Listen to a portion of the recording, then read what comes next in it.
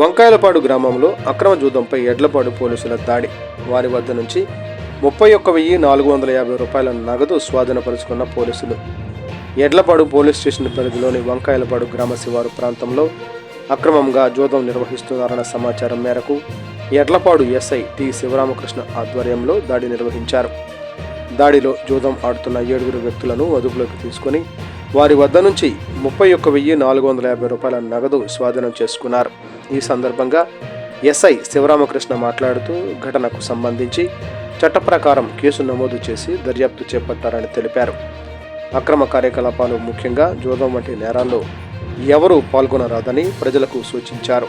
అలాగే గ్రామాలలో ఇలాంటి చట్ట విరుద్ధ కార్యకలాపాలపై సమాచారం లభించిన వెంటనే సమీప పోలీస్ స్టేషన్కు లేదా 100కు ద్వారా తెలియజేయాలని ప్రజలను కోరారు.